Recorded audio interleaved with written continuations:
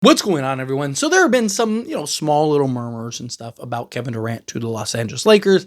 I personally think it really just stems from it's the Lakers and a star. Therefore, let's talk about, that star going to the Lakers. It's kind of how I feel about the Kevin Durant situation. I don't necessarily look, it would be a Lakers thing to do. If the Lakers could realistically get Kevin Durant, it definitely is something that the Lakers would probably do if we're being honest.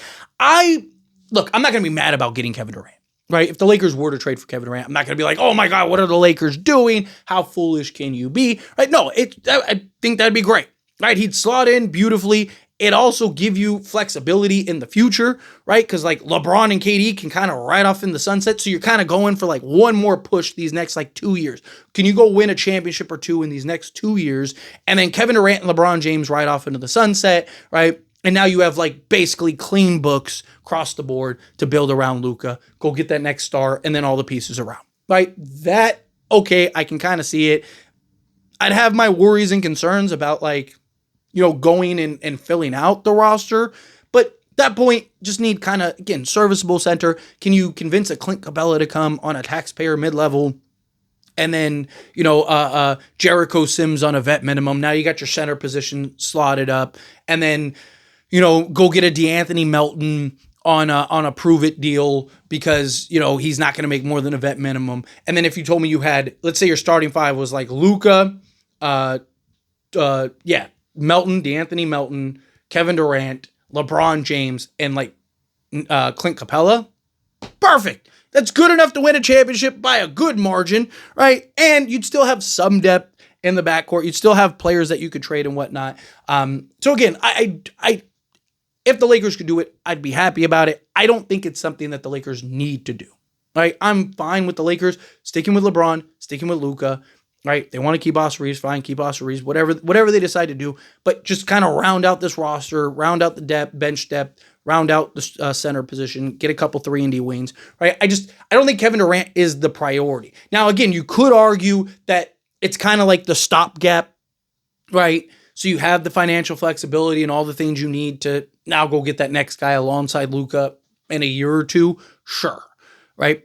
But outside of the stopgap, right, I prefer to kind of, if you can, more longevity. There could be a potential where there's not that stuff on the market, or you're going to have to overpay for all this stuff where you might be able to just go get Kevin Durant and, work something out with Phoenix, and now you're contending for championships right now. Kevin Durant is like your third guy. I think it makes all the sense in the world. I mean, you're talking about a guy that doesn't need the ball in his hands, is scarier off ball than he is on ball, can create for himself, can create for others, and is still a 27-plus point a game guy, right? Like Kevin Durant helping you close down the stretch. No one wants to see Kevin Durant, LeBron James, and Luka Doncic. LeBron James and Kevin Durant, I've always wanted to see play together, right?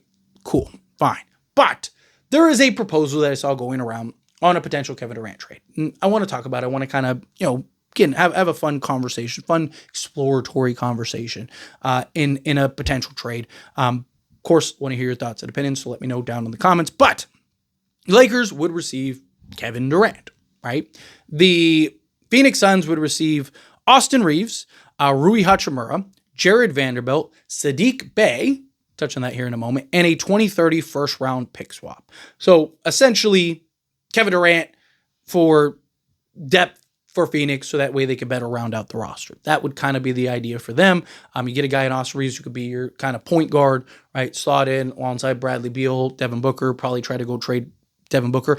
I mean, for Phoenix, this actually does make some sense, right? Because you're getting essentially, you're basically going the depth route. You're building the depth around a Devin Booker.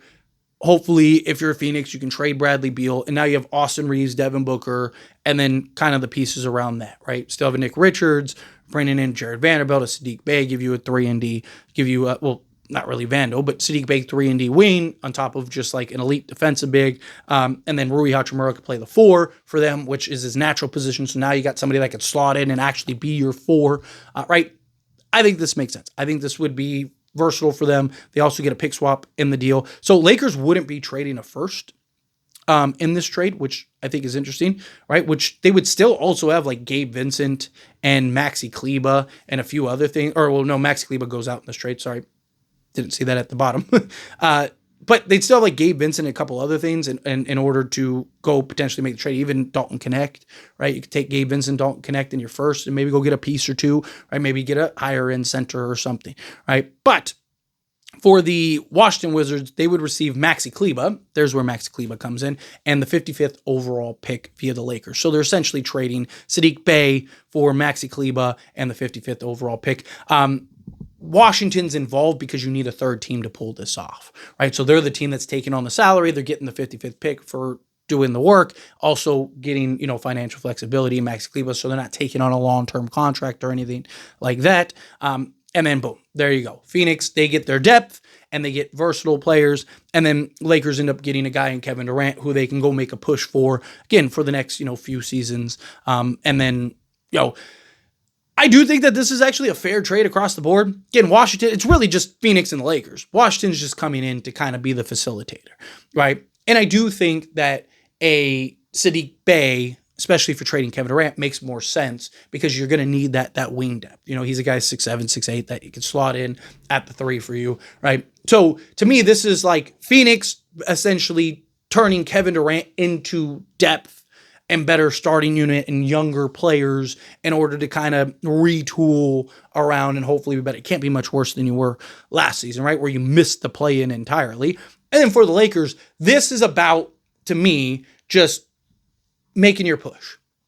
Pushing some chips in. You still have your first. You still have, like I said, Gabe Vincent, Dalton Connect, right? You still have Shake Milton. So you could get to another like $20 million in tradable salary on top of having your first. Plus you'd still have like 4 more pick swaps, right? So you'd have more than enough to go get other deals, other trades done. Maybe go get a 3-and-D guy. But to me, you'd still have Dorian Finney-Smith, right? I mean, you could keep Gabe Vincent if you wanted to for defensive purposes. You'd still have depth. You'd still have versatility, right? Like when you look at this trade, okay, you're essentially the only rotation players you're losing are Austin Reeves, Rui Hachimura, and Jared Vanderbilt. Max Kleber didn't play at all for you last season, and he was part of the Luka acquisition. I know he played briefly in the playoffs, but essentially you're looking at it is you're turning Austin Reeves, Rui Hachimura, and Jared Vanderbilt into Kevin Durant.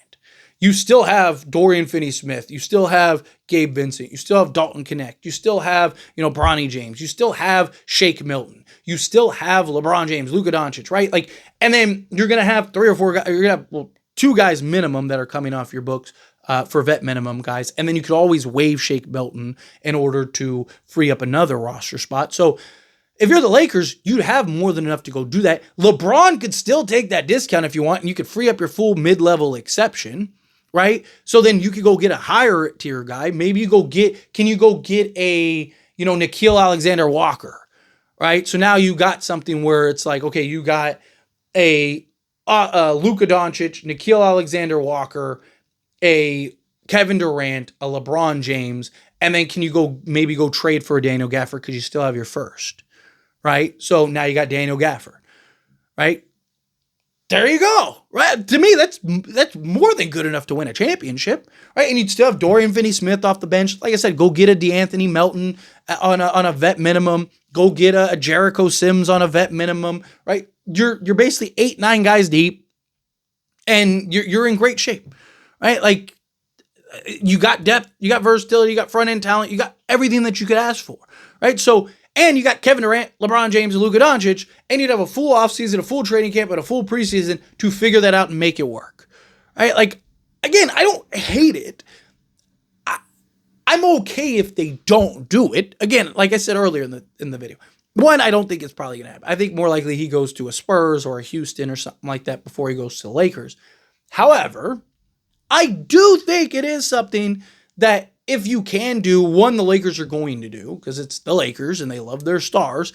And 2, again, I don't really hate it, right? Like, I still think the Lakers could fill out a good enough roster. Like I said, you'd still have Dorian Finney-Smith. LeBron James could still take, especially now that he's got Kevin Durant and Luka Doncic. Kevin Durant, would he be willing to take a discount, right? Especially if LeBron, because this will be his last year on the deal, right? So he could go and take less to give the Lakers flexibility in the following season, especially if the Lakers win the championship, right? Like, you don't think Kevin Durant's like, man, I'd love to win one more. Let me take a little discount and let's run it back and add a piece or two and try to go win this thing 2 years in a row and be the first team to do so since I was on the Warriors, right? So to me, I think that would be something that makes a lot of sense if all sides and parties want to work. Also, you got to keep in mind, Kevin Durant, he has all the power, right? He has all the say. He's going into a contract year, so he could be like, hey, I only want to go to Lakers. I don't want to go anywhere else. I only want to go to Lakers. Send me there with Luka and LeBron, and let me go try to, win another championship. And, you guys can, get a bunch of young pieces and stuff. And then I also like the idea of just the flexibility for the future. I like the idea of like, okay, you go make your push now. If you win, beautiful. Right? Which you should. You should be able to win at least one with LeBron James, Kevin Durant, and Luka Doncic, especially even at the age that LeBron James and Kevin Durant are at. Right? So you should at least get one championship. You go win a championship, hopefully two. They go and retire. Now you have $100 million coming off your books plus whatever other, salary is falling off, and you're set.